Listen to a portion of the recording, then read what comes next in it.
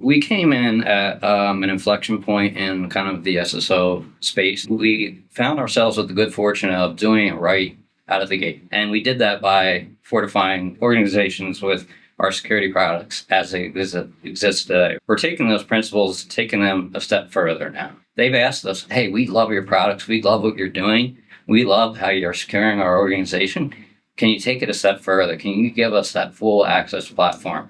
I think that organizations are really, really understanding that proactively need to be security conscious rather than wait for an incident to happen and try to respond to it.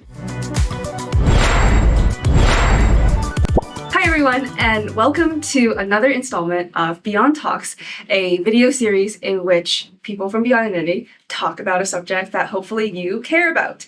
My name is Jing. I lead product marketing here at Beyond Identity. If you don't know, we're an identity and access platform that prides ourselves specifically on our security differentiators.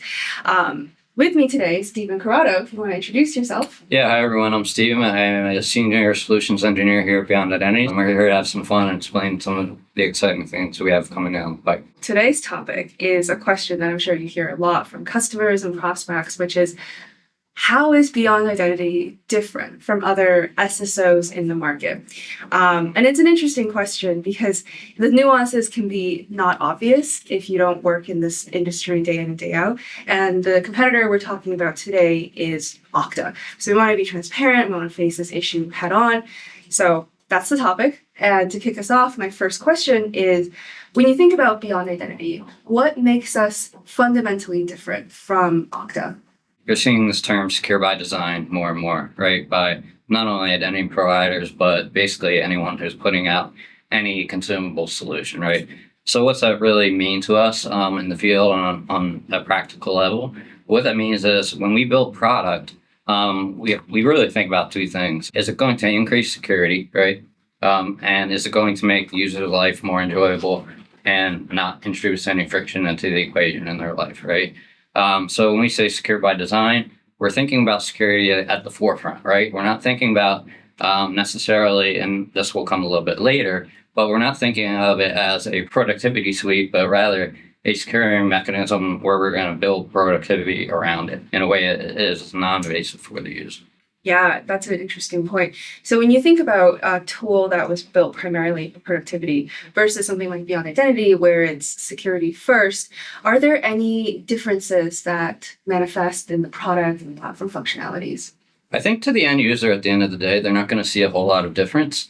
Other than their authentication experiences are going to be a little bit more streamlined with Beyond Identity. And what I mean by that is a lot of the productivity suite tools, the thinking was, let's make them as flexible as we possibly can, give administrators the ability to give end users lots of different authentication paths, lots of ways to access the resources, and make it as convenient as we possibly can for them, right? There's a flip side to that, right? When you start to do that, you start to open up some holes in security, and that can be problematic, right? So when we look at it from the Beyond Identity perspective, we look at it as we're going to give you, multiple paths, and it's not to say that we're taking away flexibility, but we are keeping some guardrails there to not let folks get themselves in trouble and kind of create avenues where attackers can easily exploit things that have been out there for quite some time that have not been remediated, that kind of remain out there. So when we say secure by design, we're being proactive about security and not letting people get into a situation where there are problematic things that are going on in their org that they're not aware of. And one common instantiation of this is using multi-factor authentication, using credentials and factors that are phishable.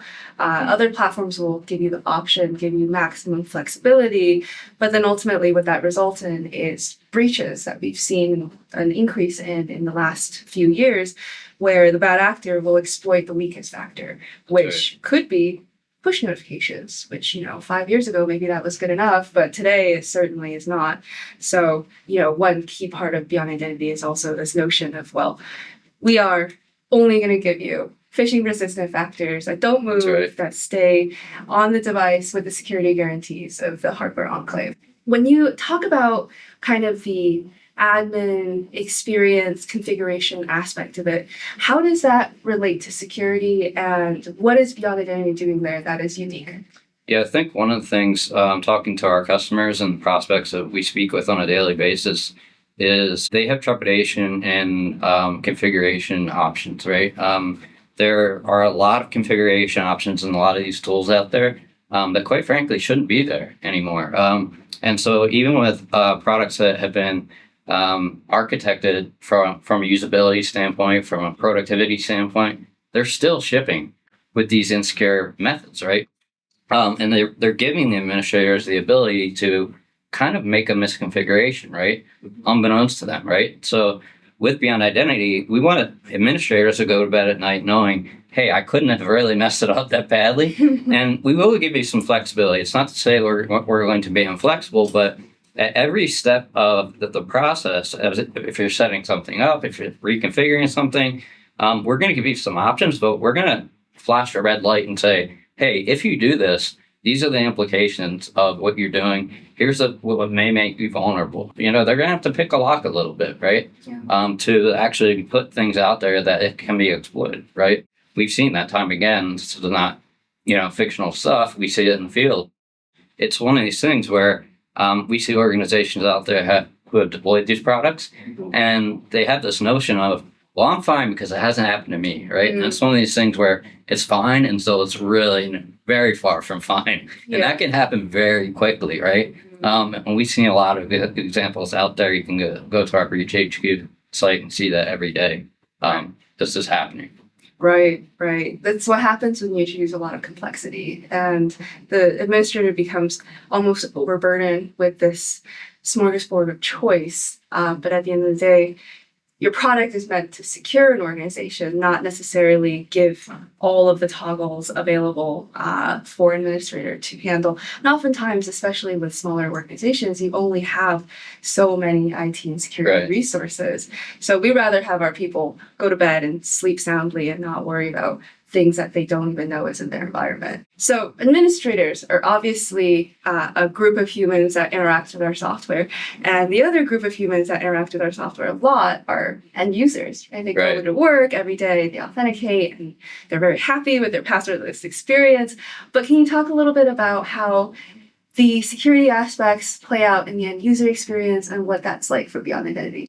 Yeah, it's very interesting because at the end of the day, the majority of the users of our solutions, they don't care about things like platform authenticators. They don't care about asymmetric cryptographic operations. They don't know or care. Yeah. They just want the path of least resistance, right? So our call to action, so to speak, right, is to basically do all that behind the scenes, right, and basically obscure that from the end user, make the end user experience delightful.